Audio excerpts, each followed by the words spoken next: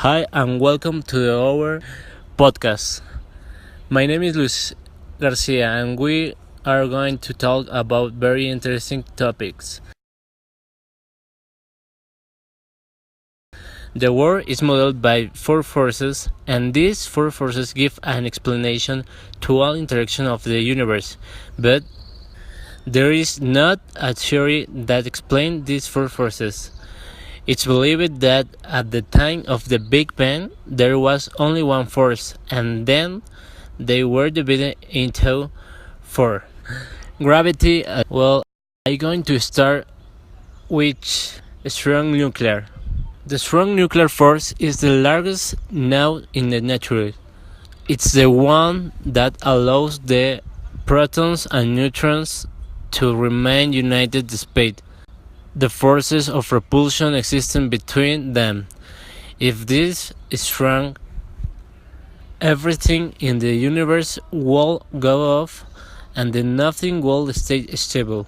And the other force is weak nuclear. The function of the weak nuclear force is based on the acting at the level of atomic nucleus, allowing the fusion of different materials. The weak nuclear force is important as it makes possible the production of the energy and light from the sun and the stars. Now, the third force is gravitational. The force of gravity is important because it's the force that causes two bodies to attract and not repel. Gravity causes us to be spinning the sun since we're attracted by its gravitational force, a force that was clarified by Albert Einstein through the theory of relativity. And the last force is electromagnetic.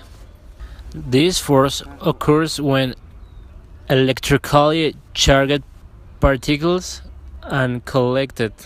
In this case, we can speak of the force of attraction between particles and different charges, positive and negative, or also the repulsion force produced between particles with the same charge, positive and positive. This force unified the electric field with the magnetic field. Thanks to the theory of the James Clerk Maxwell of 1864. The importance of this force is that we find it in everything we have, from cellular, microwave, televisions, and everything that has electromagnetic charge. Well, that's all for my part. Get ready to listen to explanation about the types of after hearing some brief news.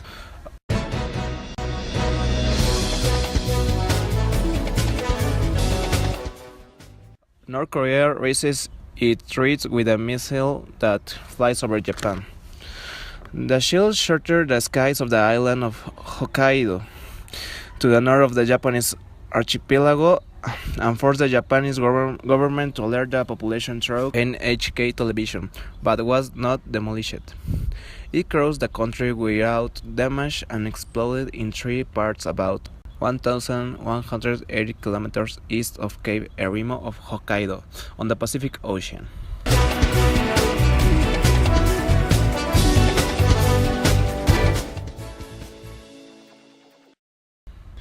Good day and thanks for listening. My name is Andrea Cabrera and let's talk about the different energies that we use in our daily life and make things better thanks to the technological advances. Let's start with solar energy. Solar energy is produced by harnessing the energy of the sun for the production of heat. It is clean energy that is obtained by taking advantage of solar radiation, but it's heat and it's like that taking advantage of by various means they capture them and can transform them into electrical or thermal energy. Well, the next energy is the eolic. It is produced thanks to the force of the wind to generate electricity. Windmills or wind turbines that have blades that transform the kinetic energy of the wind into electricity or mechanical energy are used. It is the most important and abundant energy in nature and is used in many countries and very efficiently. It doesn't contaminate the environment with gases, nor does it exacerbate the emission of greenhouse gases. You are right, Andrea. Other energy is hydraulic energy. It's produced by the force of water. It's a renewable energy and is obtained by taking advantage of the kinetic and potential energies of the water course. It doesn't emit contaminants, although it causes a great environmental impact by the hydroelectric dams. And well, also this other energy that is thermal energy. It's the product of the movement of the particles that constitute matter. That's a force released in the form of heat. The bodies, those are at low temperature, will have less thermal energy than a body that's at a higher temperature. The bodies transmit heat by conduction, convection, or by radiation. The heat, the more energy it's produced. That's right, Liz. We'll tell about the nuclear energy. This energy is the one that is liberated in artificial or spontaneous way in the nuclear reactions manipulating the unions of two atoms or by means of the division of the nucleus. Nuclear energy is usually obtained in the form of heat. It is mainly used to generate electricity.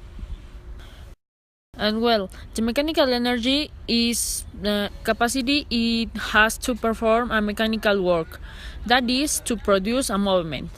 Analyze the movement rest of bodies and their evolution in time under the action of forces.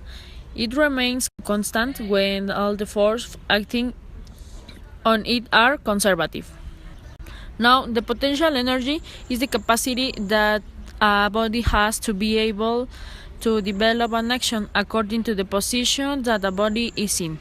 For example, when a body rises to certain height, it acquires potential energy. It depends on certain factors, gravity and mass of the same. And the last energy is the kinetic. This energy is associated with motion.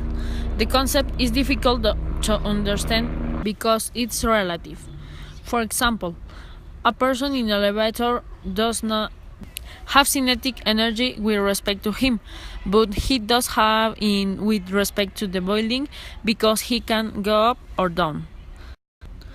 Well, with this we end the explanation of the types of energies. We continue with my partner Javier. We come back.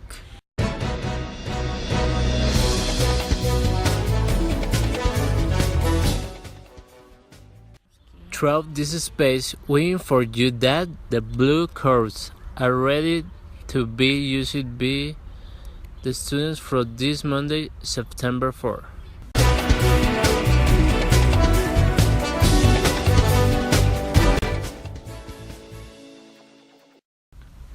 Thank you for your attention. My name is Javier Trujillo and I'm going to talk about the application of energy in your daily life.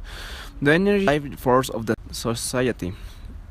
It is involved in the lighting of interiors and exteriors, the heating and cooling of our houses, the transport of people and goods, the obtain of food and its preparation. Our cells need energy to live, to perform their functions, to reproduce and to repair themselves. There are renewable and non-renewable energies. These allow us to carry out different activities and perform other functions necessary for the human being. Through technology, we have been able to take advantage of the resources to the maximum, such as solar panels, windmills, among other things. Renewable energies are inexhaustible. They regenerate, or there is simply too much that cannot be exhausted. These include wind energy, solar energy, hydroelectric power, and tidal power. These kinds of energies can be renewable before they can be completely consumed. Non-renewable energies, on the other hand, once exhausted, are very difficult to regenerate. Some examples are coal, natural gas, or oil. These energies are consumed faster than they are generated. This is how we come to the end of this issue. We hope this information is useful for you. We thank all the audience who heard us. This podcast would not have worked without the listeners and to the whole team that contribute to its development. Thanks to Liz and Andrea for their participation. We are waiting for you in a new transmission very soon. Until next time.